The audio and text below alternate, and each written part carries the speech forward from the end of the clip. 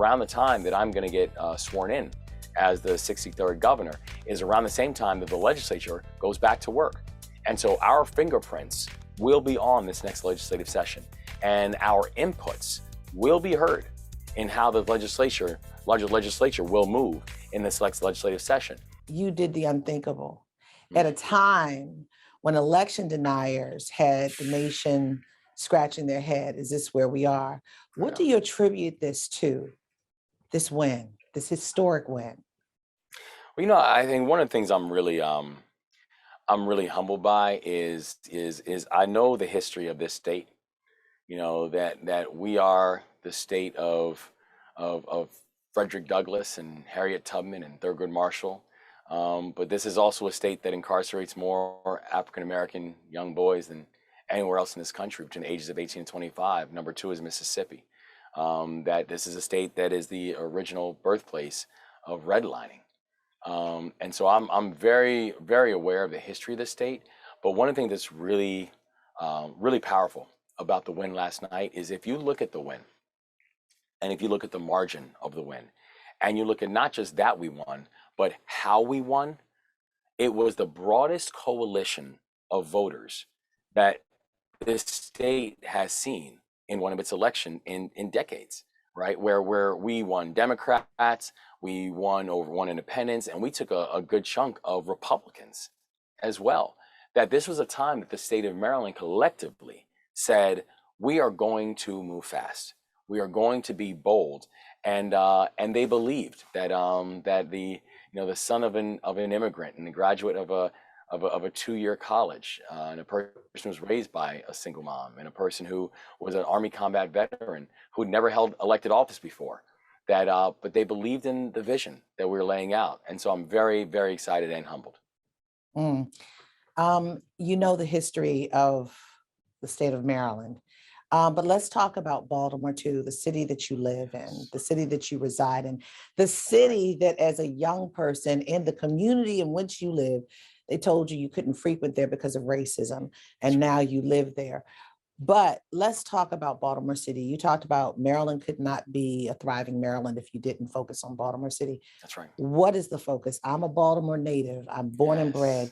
And unfortunately, I pray for my city because there's blight, there's crime, there's a whole host of issues. What do you plan for Baltimore City? Yes, and I know you're a proud Baltimore girl. Yes, I am. Baltimore is proud of you. Thank you. And I think we are going to prioritize Baltimore in the way that so many of these challenges, that we see them. That it means that when people say, well, what do you have to focus on when it comes to some of the issues that we're seeing in Baltimore and around the state, but specifically in Baltimore, is it housing, is it transportation, is it education, is it public safety? The answer is yes. Because when you've watched a holistic breakdown, the only way to address that is a holistic build-up. And so it means we have to have transportation assets, and we will invest in transportation assets that move people from where they live to where they work. And that includes east-west transit and the Red Line for the city of Baltimore and the Baltimore region. It means we have to invest in public safety and making sure that people understand that there's no greater requirement for anyone in our society or for any chief executive than to make sure that your people are safe. And so that means working in coordination with our local jurisdictions and local law enforcement to be able to ensure that we have law enforcement that moves with appropriate intensity and absolute integrity and full accountability. It means that we have to create economic growth and ensuring that we have an education system that's teaching our students how not just to be employees, but how to be employers. And ensuring that we can have businesses that can come in and actually work and build out our economy that is actually a participatory economy and not one that benefits some but doesn't benefit others. And so these are all things that we've got to work in coordination with local jurisdictions and the legislative branch to ensure that you have growth in Baltimore. Because if you have growth in Baltimore, by definition, you're going to have growth in the state of Maryland. Yeah. So let's talk broadly, the state of Maryland. What are your top priorities as soon as you get to the governor's house? Well, the number one priority, and I believe in this deeply, is team. We are going to have an administration that looks like the state of Maryland, that everyone in our state can look up at the Moore Miller administration and they can say, I see myself.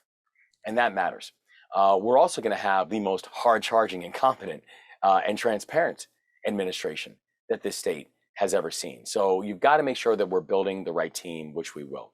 We have to make sure we're moving in partnership with our local jurisdictions and also with the legislative branch. And around the time that I'm going to get sworn in as the 63rd governor is around the same time that the legislature goes back to work. And so our fingerprints will be on this next legislative session, and our inputs will be heard in how the legislature will move in this next legislative session. And we are going to prioritize and focus on the things that we campaigned on, because those were the things that got us the mandate. And that includes making sure we can have free pre-K for every child in need in the state of Maryland. It includes making sure that Maryland will be the first state in this country that has a service year option for every single high school graduate. And it includes that we are going to be a state that is going to be both more competitive and more equitable. And that is not a choice. We are going to do both. So we are going to actualize all these things we've been talking about for our Leave No One Behind agenda that the people of the state of Maryland gave us a resounding victory gave us resounding victory last night. They sure did. Those numbers were like stark. How did your state house settle out? Democrat, Republican, what last time? Yes. So we're going to have a majority Democratic legislature on both the House and the Senate, and we were able to also hold on to some important county executive seats that we had many of the county executives that were up for re-election who were able to hold on, and so we're excited about that. We're excited that we believe that not only did we have a strong unified party going into last night, but we think we were able to be helpful to many of our down ballot candidates as well. And last two questions as fast as we can. Did Dan Cox call you? He was an election denier, and understanding, and I'm asking that because the man that he supported, Donald Trump, is expecting to throw his hat in the ring in the next week or so. Yeah, he did. About a couple hours ago, I received a very kind and gracious call from Dan Cox, and we were, he congratulated me on not just the win, but on a hard-fought campaign, and we spoke a little bit about his son, who was actually a member of the 82nd Airborne Division, which was my old unit in the military. Yeah. And so I was thankful to get the call from him. He was going into the election saying he wasn't sure if he was going to honor the election results, and I'm glad that he did. And I do think that's important, because it's important for the people of Maryland to know that we have free and fair and transparent elections in our state, and people can trust the process. And what we're now going to do is ensure that we're taking that confidence and that vote of confidence from the people seriously as we're moving towards Annapolis. And the last question I have for you, it's personal.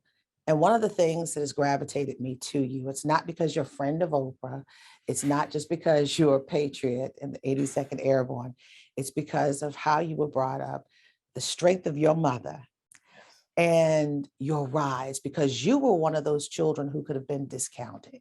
Amen. Counted out.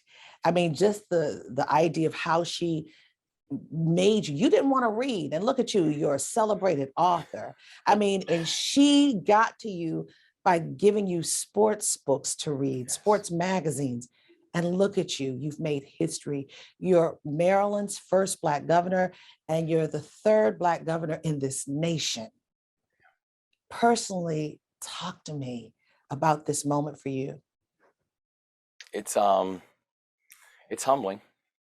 And you're right. It's humbling because both I know the history of this state, and I understand how completely improbable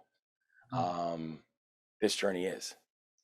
Where if you would have looked at a child who had handcuffs on his wrists at 11 years old, who just years earlier watched his father die in front of him, whose mother was working multiple part-time jobs because she did not have a job yet that was paying her benefits. And if you would have said to that child, you're one day going to be governor, I don't think there was anybody who would have believed you.